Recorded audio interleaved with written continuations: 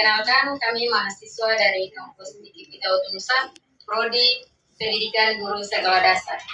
Pada kesempatan kali ini, kami akan membahas tentang teori belajar Piaget, Brunner, dan Vygotsky dalam pembelajaran IPA SD.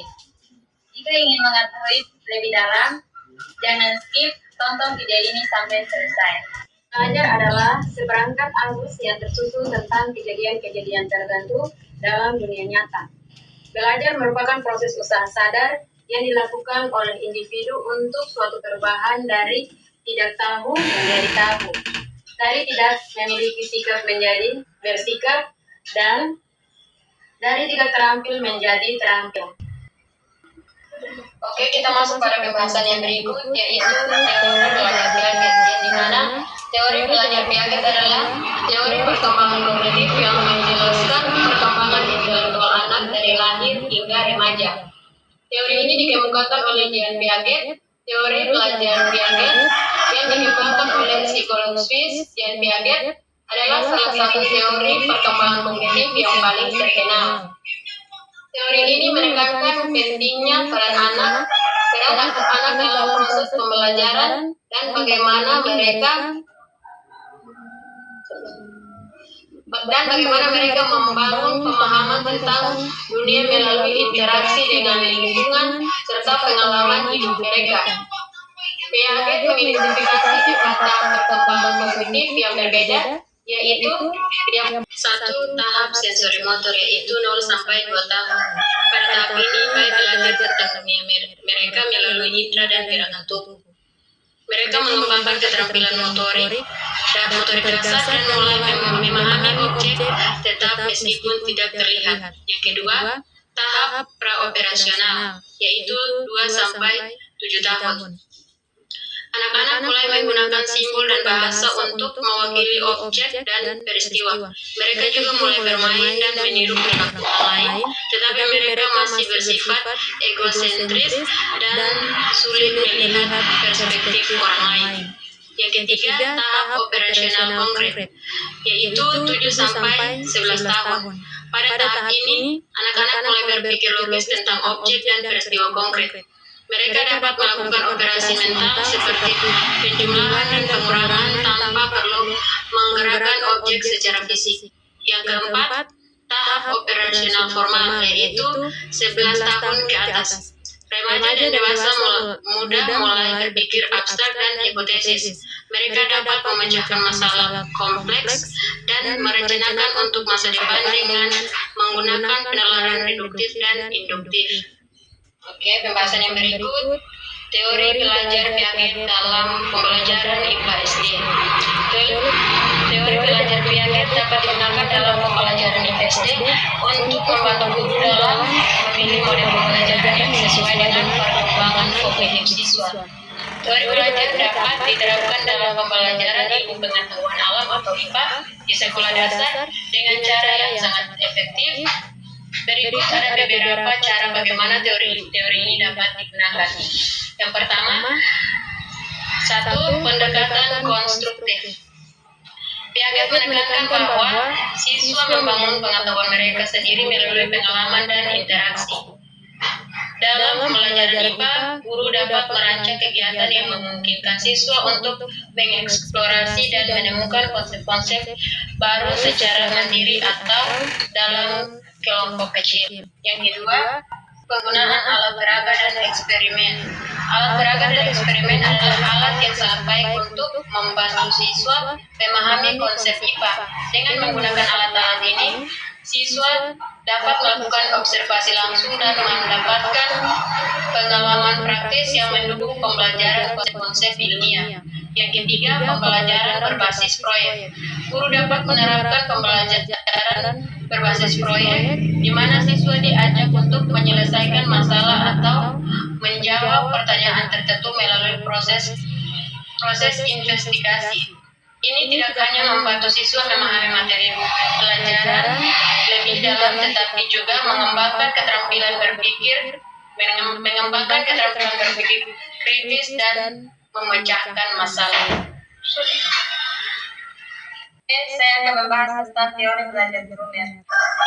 Teori belajar Brunner yang dikembangkan oleh psikolog Jerome Brunner menekankan pentingnya pemahaman kontekstual dan penalaran dalam proses pembelajaran. Brunner mengemukakan bahwa pembelajaran terjadi ketika siswa dapat mengorganisir informasi baru ke dalam struktur yang sudah ada dalam pikiran mereka. Ini sering disebut sebagai konsep strukturalisasi.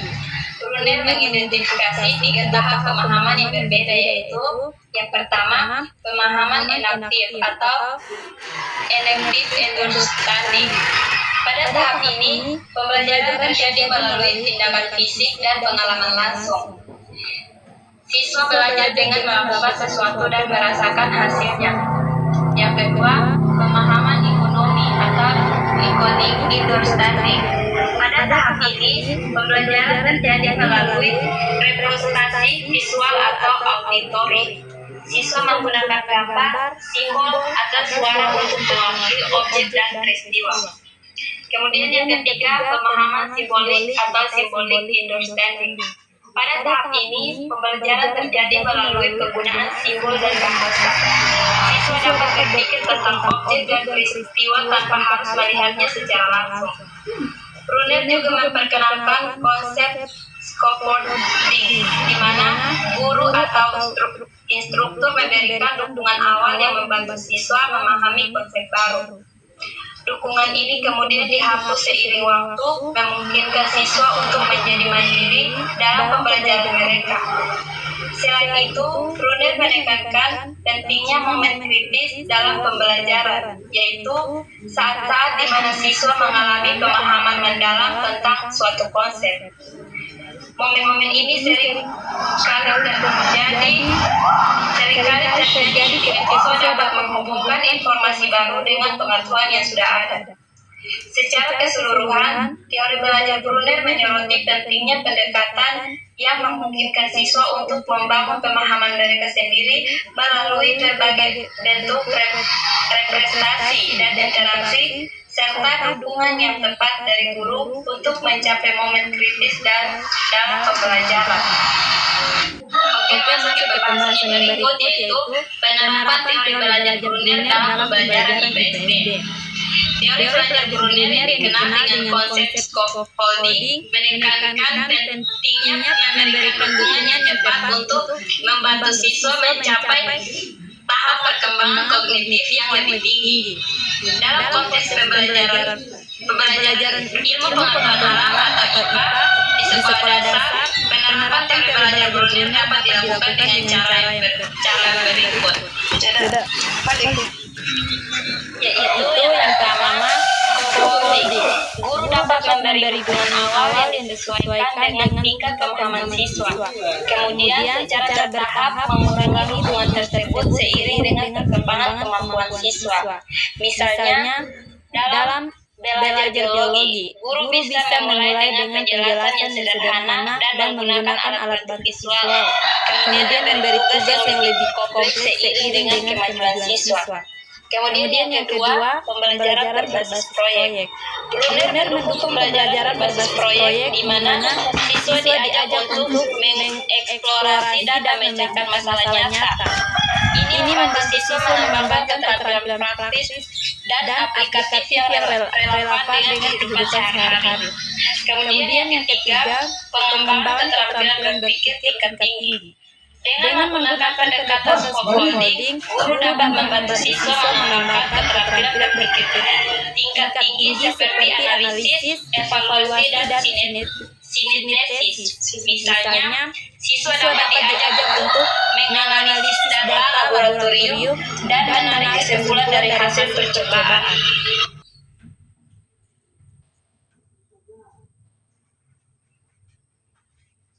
Oke, saya akan membahas tentang teori belajar Vygotsky. Teori belajar Vygotsky yang dikembangkan oleh psikolog Rusia Lev Vygotsky adalah salah satu teori pendidikan yang paling berpengaruh. Teori ini menekankan penting lingkungan sosial dan interaksi dalam proses pembelajaran. Vygotsky berpendapat bahwa pembelajaran terjadi ketika individu berada dalam zona perkembangan dinamis, yaitu jarak antara apa yang dapat dilakukan secara mandiri dan apa yang dapat dilakukan dengan bantuan orang lain. Konsep kunci dalam teori Vygotsky adalah 1. Zona perkembangan dinamis atau ZPD. Ini adalah rentang di mana seorang siswa dapat memahami atau melakukan sesuatu dengan bantuan orang lain, tetapi belum dapat melakukan sendiri. Guru atau orang tua berperan penting dalam membantu siswa melewati ZPD ini. Budaya masyarakat. Vygotsky percaya bahwa budaya masyarakat mempengaruhi cara individu belajar dan berpikir. Dia mengidentifikasi 3 sistem budaya yang mempengaruhi perkembangan anak. Yang pertama, sistem langsung atau interaksi langsung dengan orang tua. Yang kedua, sistem tidak langsung atau interaksi dengan teman sebaya. Dan yang ketiga, sistem artefak atau interaksi dengan alat dan teknologi. 3. Pembelajaran SOS menurut Vygotsky. Pembelajaran adalah proses sosial yang terjadi melalui interaksi dengan orang lain. Dia menekankan pentingnya kolaborasi dan diskusi dalam pembelajaran. Pengaruh guru. Guru memainkan peran penting dalam menentukan tingkat kesulitan tugas yang sesuai untuk siswa, membantu mereka berada dalam ZPD, dan memberikan dorongan yang diperlukan untuk perkembangan mereka. Teori Vygotsky memberikan dasar bagi banyak praktik pendidikan modern, termasuk pendekatan pembelajaran yang berbasis proyek, kerja kelompok, dan penggunaan alat bantuan visual untuk mendukung pembelajaran siswa.